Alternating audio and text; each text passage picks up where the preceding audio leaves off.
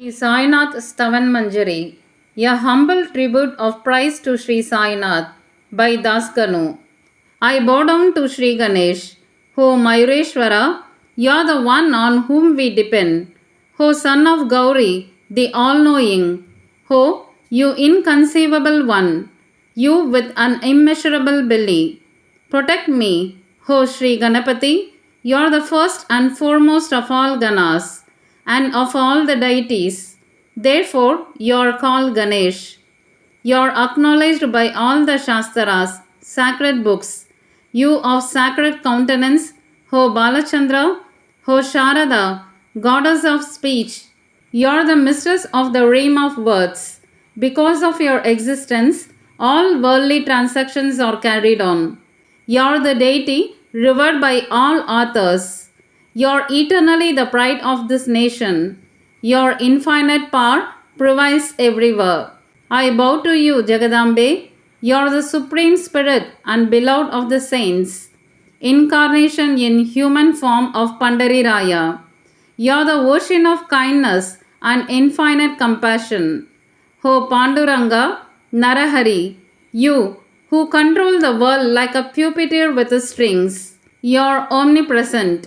All the sciences and sacred books are still delving to plumb the essence of your nature.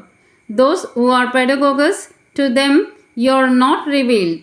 O Chakrabani, all those foolish people only indulge in the jugglery of words. Only the saints understand you. Others remain baffled. To you, my obeisance, respectful and with my whole body, prostrate in veneration before you. Ho, you five-headed Shankara! Ho, you wearer of garland of skulls! Ho, you blue-throated Digambara! Ho, you Brahmarupa Pasupati! One who recites your name all the time, his worldly adversities are immediately dissolved. Such is, O Durjadi, the power of your name. With obeisance at your feet, I am writing this paean of praise. Help me always to complete this mission. Ho, you Nilaganta, the blue-throated one. Now let me bow to the son of Arti, Dattadreya, to the family deity of Indra, Vishnu, to Dukaram and all other saints, so also to all the devotees. Hail, hail to you, Sainath, Redeemer of sinners and merciful one. I lay my head at your feet. Now give me your protection. You are the whole world, the abode of bliss. You yourself are Vishnu, the paragon among men. One whose wife is Uma, you are also that enemy of Cupid. You are God in human form. You are the sun in the sky of knowledge. You are the ocean of kindness. You are the antidote for worldly maladies. You are the Chintamani of the poor and the downtrodden. You are the divine purifier, Ganges river for your devotees. You are the raft for those drowning in worldliness. You are the refuge of the timid. You are the very cause of this creation, that which is pure Chaitanya. You are that very treasure of compassion. The universe is only one of your Leelas. You are not born. Death also does not affect you. This is the final conclusion, which one arrives at after thoughtful search. Birth and death, these concepts are born of ignorance. From both you are free. O Lord, of course, if water appears as a spring, does it imply that its source is there? It existed already full and flush, merely sprang up from within the earth. Water that springs up in a hollow is therefore so described or named. A spring becomes its proper name. Without the water, it's only a hollow. To spring up and to dry up and disappear. This is not the nature of water, because the water of the spring has no importance of the hollow it fills.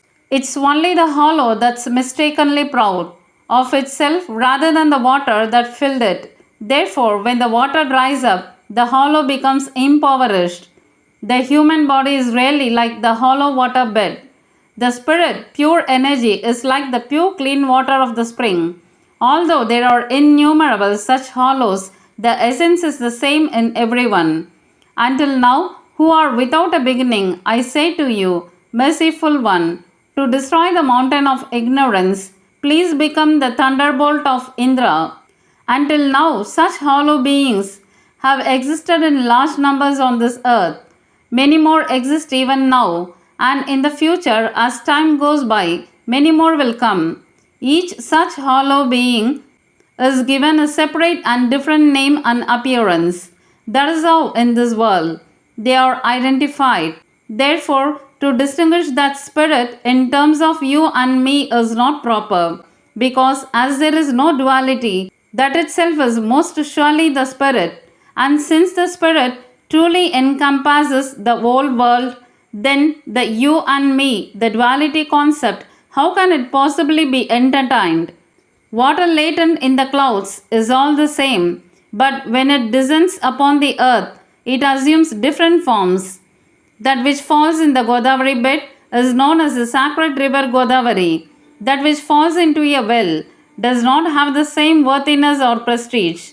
Saints are the river Godavari, and you're the water in it. We are the puddles, wells, and lakes. That's the difference between us. For the fulfillments of our lives, we must surrender to you, always with folded hands, because you're the embodiment of pity.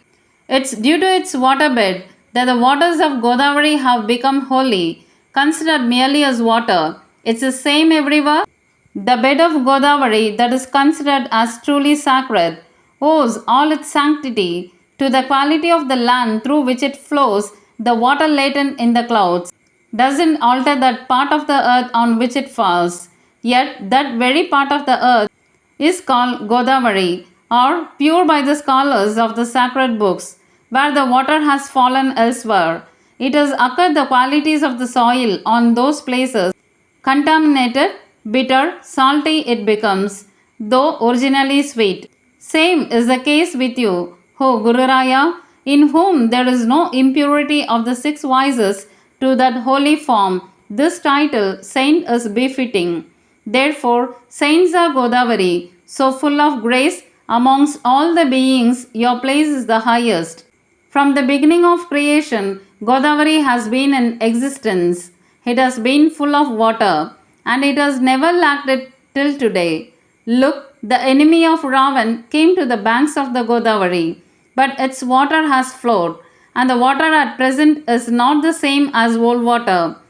The bed alone remains the same. The water have flowed into the ocean. The sand city is eternal. Of the river bed to this day, each year the old waters go and the new flow into the river bed. It's a law, as you know. A century is like a year. The sages of that century are like the flowing water, while the great souls are like the waves on the water. Of these saints who are like Godavari in the early centuries, there was a great flood of Sanath, Sanak, Sanandan, followed by Narada and Tumbar, Durva, Praglad, powerful King Bali, Shabari, Angad, Vayukumar, Vidur, Gop, Gopika. Thus many came the present time. In each of the centuries of the past, the floods came repeatedly, which I am unable to recount. In this present century, the sacred Godavari has to certain flooded this land. In your form, O Sainath, therefore at your divine feet, I make obeisance. Maharaj, of my faults take no notice. I plead. I am a poor, wretched, ignorant man, the greatest of sinners, reddened with vices. But don't cast me off. The inherent defects of iron are ignored by Parisa. The small streams of the village, Lendi and Ohol, are not rejected by the Godavari. I am full of vices within. By your merciful glance, do quickly destroy them. This only is the plea of Das. If after coming in contact with the Parisa, the iron's inherent defects don't change, Guruvara, then it is to the discredit of the Parisa. Don't let me be a sinner. Don't belittle yourself. Look, you are Parisa, I am the iron. By discharge is your concern too. Your child always commits mistakes, but a mother does not scold. Remembering this, grant me your grace. O Sadguru Sainath, You're my Karpagataru. You're the means of crossing the worldly ocean.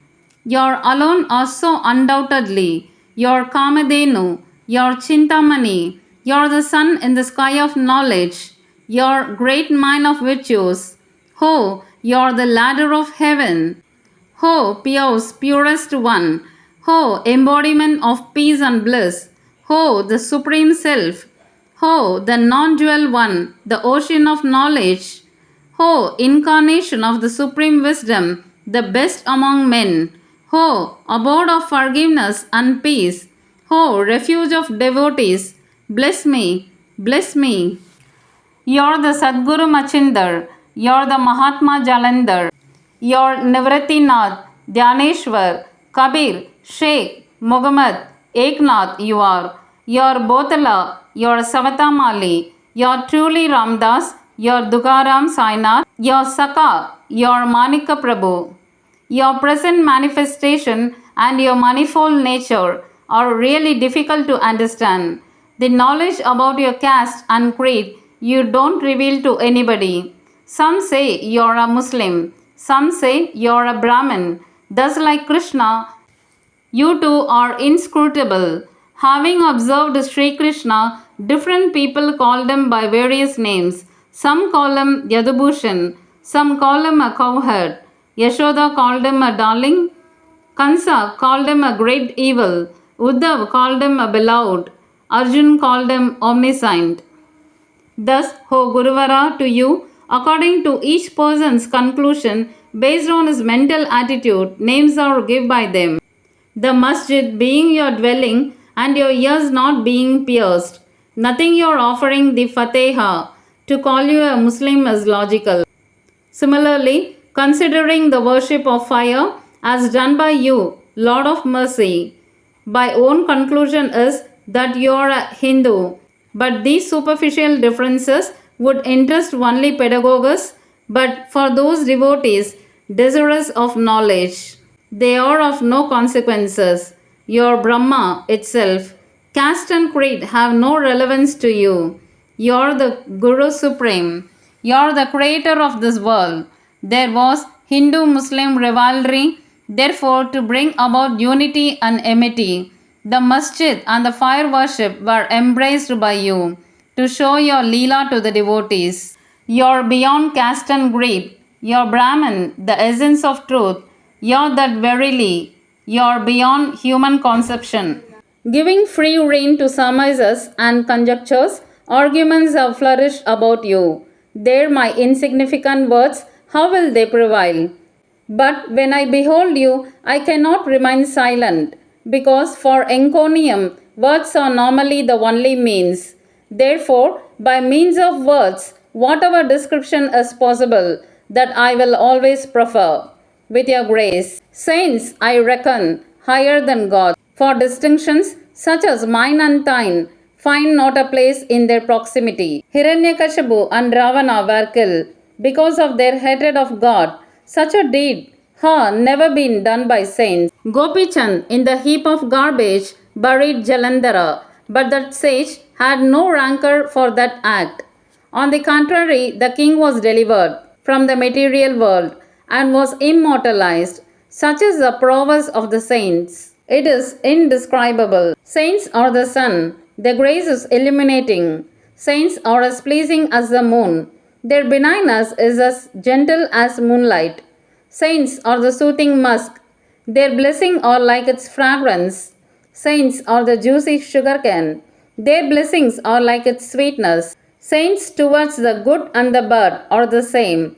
Definitely. On the contrary, their love for the sinners is immeasurable. In the waters of the Godavari, only the soiled clothes come to be cleaned. The clean ones in a trunk remain far from the Godavari bank. Even that which remained in the trunk came once to be cleaned thoroughly on the Godavari banks. The darshan of your feet is like a bath in the Godavari. Wash away my sins, O Samarth, and purify me. We worldly people gather layers of impurities again and again. Therefore, we are the right people for the darshan of saints. In the abundant waters of the Godavari comes the wash to be cleansed at the guts. If it is really left unattended, then it's a discredit to the Godavari. You're the cool, shady tree with abundant foliage. We are the travelers really, suffering from the scorching sun rays of the threefold calamities of life. From the blazing heat, ho, compassionate one, protect us, ho, Gururaya. The benign grace of your cool shade is extraordinary. Sitting under a tree, if one feels the heat of the sun, then who will call that tree the shade giving tree? Without grace, nothing can be right in the world. Seshashayi befriended Arjuna to uphold the right. Due to the kindness of Sugriv, Bibhishana came in contact with King Ram. It's due to the saints that Sri Hari is thus glorified. Brahman being formless, Vedas cannot describe it. Be endowing it with forms. The saints have reduced the importance of the formless. Vaikuntapati, husband of Rukmani, was made a Mahar by Damaji to pick up corpses of buffaloes. Chokamela made Jagadatma God slow. Knowing the prowess of saints, Jagjeevan labored by carrying water. Saints have truly lauded over God Himself, whose eternal truth, knowledge, bliss. There is no need to speak more. You are our mother and our father. O Sadguru Sainath, dweller of Shirdi village, Baba, your leelas no one can comprehend. Then my plebeian speech, how can it do justice? Tell me. To save the sinners, you came to Shirdi. Pouring water into earthen lamps, you made them burn. The wooden plank of absurdly small measures, you turned into your bed truly, thereby displaying to the devotees your amazing yogic powers. The barrenness of many women you have completely dispelled. The disease of many you have cured with the Udi. To ward off worldly difficulties is not impossible for you. The weight of an ant does the elephant consider as a burden? So be it, Gururaya. Have mercy on the humble one. I surrender at your feet. Do not turn me away. You're the King of kings. You're richer than Kuber himself. You're the healer par excellence. No one is superior to you. For the worship of other deities, the ritual is as prescribed.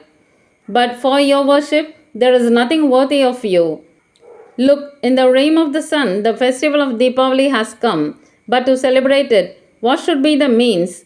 To quench the ocean's thirst, adequate water cannot be found on earth.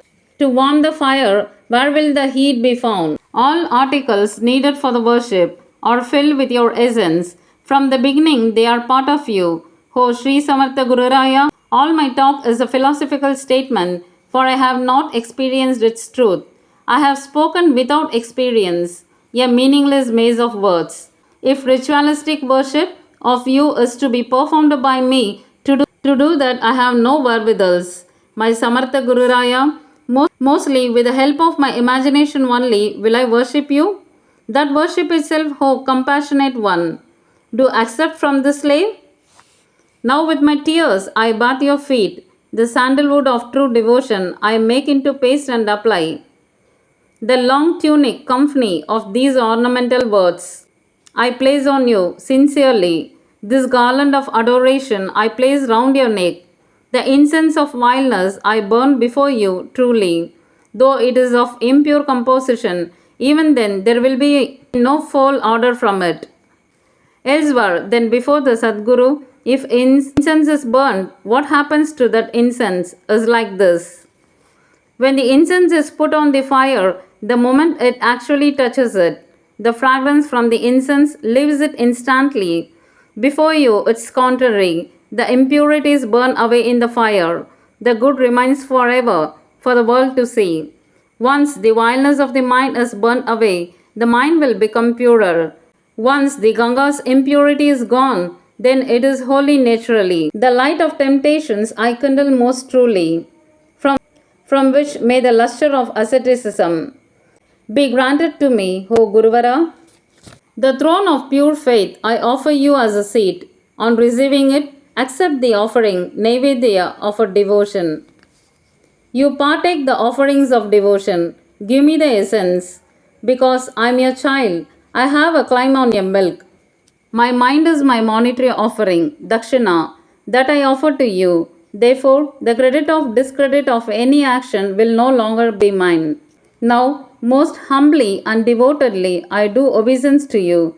Please accept it, O divine Sainath. Eightfold prayer. Possessing peaceful mind and wisdom supreme. Sainath the compassionate, your ocean of kindness, truth incarnate, and destroyer of the darkness of ignorance, the sage beyond caste and greed you are, beyond comprehension, compassion incarnate. Protect me, O Sainath of Shirdi, you are the son of divine knowledge, the bestower of choicest blessings. O fabled Hamsa of the minds of the devotees, protector you are of those who surrender to you. You are Brahmadev, creator of the world.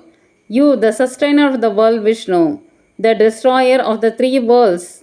You are that very Rudra. There is no place on this earth where you are not. Omniscient, O you Sainath, you dwell in all our hearts. Forgive us all our sins, I implore you, and those weaves of doubts and delusions. Repel instantly. Your cow, I the calf, your moon, I the stone melted by its light. At your feet, which are like the Ganges, respectfully the slave thus bows down.